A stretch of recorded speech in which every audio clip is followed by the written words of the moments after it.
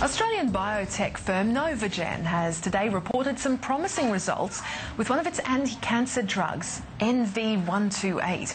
Well, this comes after it last week decided not to fund a trial of another of its anti-cancer drugs to completion due to costs amid the global downturn and also slow patient recruitment rates.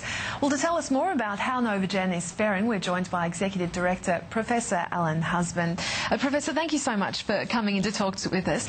Firstly, NV128. Just tell us what it does and why these results are so good.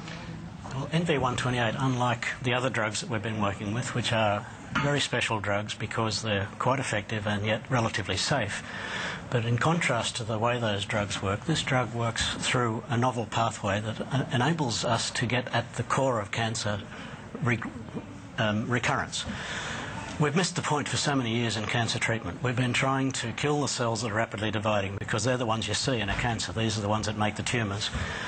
But if we take those tumours away, either by chemotherapy or by surgery or by radiation, we know that tumours recur. And the reason they recur is that there are cells underlying these tumours that stay there and don't get taken out by the drugs, by the surgery.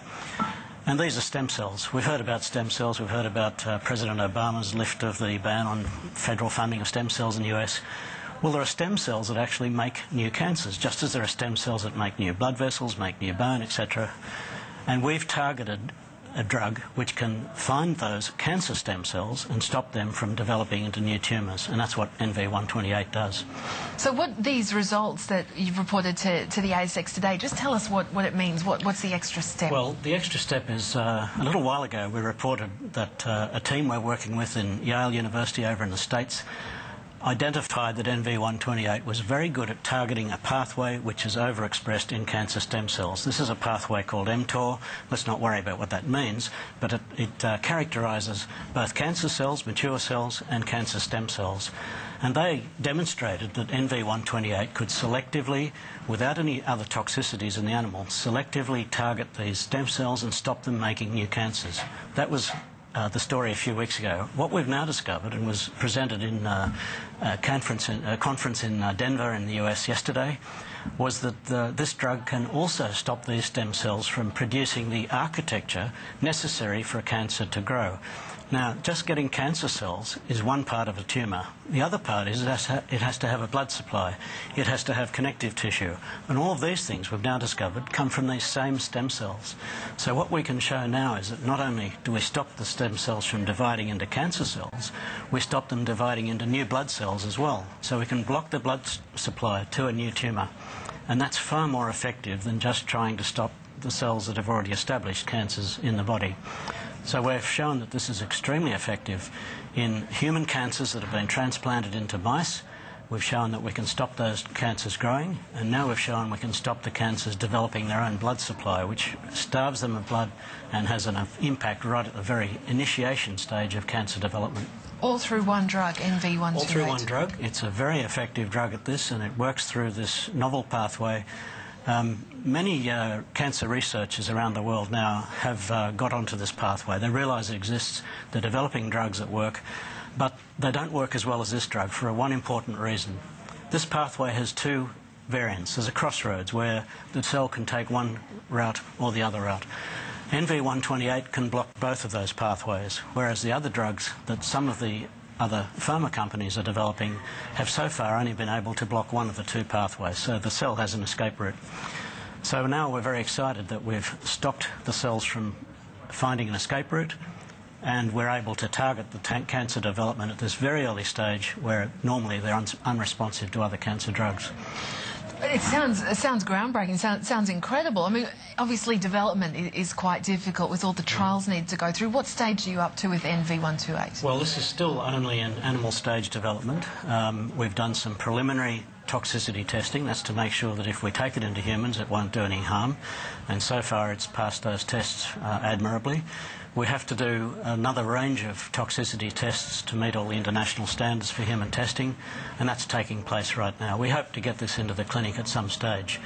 We have a subsidiary company, which is Marshall Edwards Inc. It's a US oncology company, and this company has been, in the past, the conduit through which our cancer drugs get into the clinic.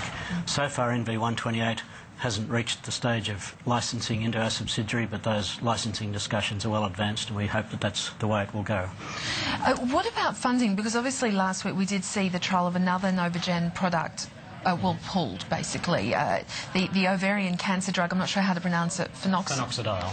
Yeah. Now, with this, I mean, just take us through the reasons why that was done, and is that going to affect this other one, NV128? Okay, it was a very difficult and complex decision. We had a phase 3 study, which was the last study you need before registration, but these studies notoriously have to be large, they have to cover a long time span, and they're extremely, incredibly expensive. Now, we were faced with the global financial crisis of not being likely to access new capital into the company for some time, at least until the world recovers from this crazy financial situation. So should we spend every dollar we had on this one study, betting everything on one horse, if you like, or should we get the results we can from the study and then use the funds released from it to develop something else? And we're now doing that, to develop NV128 and some other drugs in our portfolio. Just, I mean, you sort of gave us a pretty good hint there. I mean, how difficult has the global financial crisis been on the biotech sphere? Oh, well, obviously biotechs, I think, are probably the worst affected of all industry sectors because it's high risk, high reward. Everybody becomes risk averse when capital is scarce. We don't anticipate there will be any new investment into biotech in any significant form for some time to come.